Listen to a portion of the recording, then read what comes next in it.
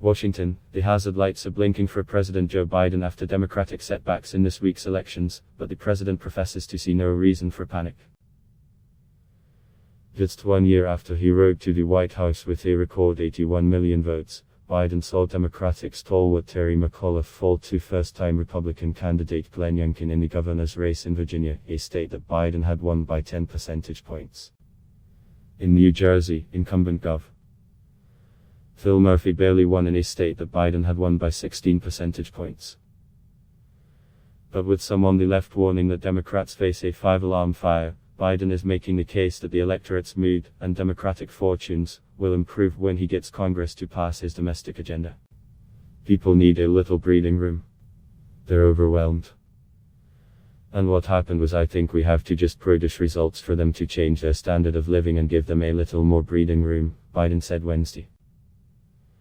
The president passed the election results after delivering remarks at the White House to showcase federal approval of COVID-19 shots for young children, pronouncing it a day of relief and celebration for families.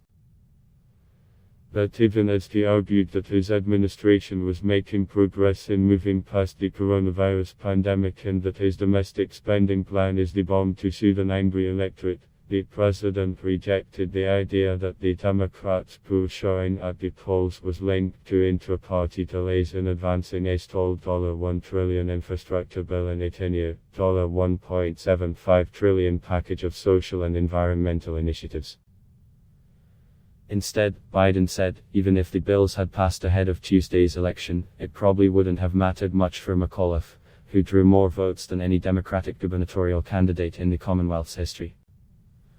I'm not sure that I would be able to have changed the number of very conservative folks who turned out in the red districts who were Trump voters, Biden said.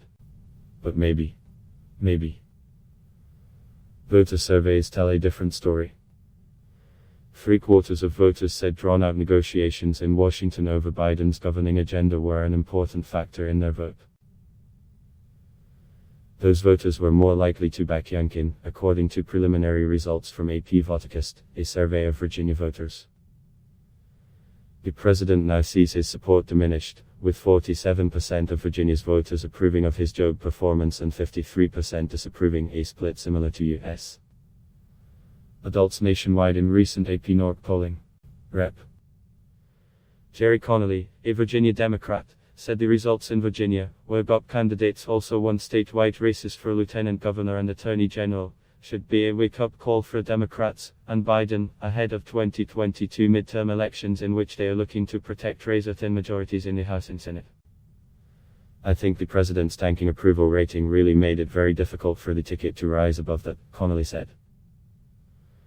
But in making the case that things aren't as bad as they seem, White House officials pointed to established historic patterns in the two states that suggested the races would be uphill climbs for Democrats no matter what. Even as Virginia has trended Democratic in recent years, the sitting president's party has lost the governor's race in 11 of 12 elections there. In New Jersey, Murphy's slim victory marked the first time an incumbent Democratic governor was re-elected in 44 years. Biden looked at the results and suggested no reset was necessary for his White House. He spoke with certitude of the many factors grinding on Americans, the lingering pandemic, rising costs at the gas pump, and certainty about the economy, as problems that would go away if he could just get his agenda passed. If I'm able to sign into law my Build Back Better initiative, I'm in a position where you're going to see a lot of those things ameliorated quickly and swiftly, the president said. While not exactly congruous, the moment harks back to 2010 when Democrats took what President Barack Obama called a shellacking in the midterm election. The party lost 63 seats in the House, while Republicans also netted 6 gubernatorial seats and flipped control of 20 state legislative chambers. At the time, the economy was improving after the Great Recession. But for many Americans, it was not fast enough even though the Obama administration had pushed through more than $800 billion in stimulus. Obama had also managed to get his signature health care legislation passed into law. Still, for much of America the rebound wasn't enough. And Republicans seized on the linchpin of the legislation, the requirement that every American be insured or pay a fine as government overreach. Similarly, the pandemic-jarred economy continues to make progress after hitting bottom in the early days of the pandemic, and a relative sense of normalcy has returned even as the Delta variant continues to claim hundreds of lives each day.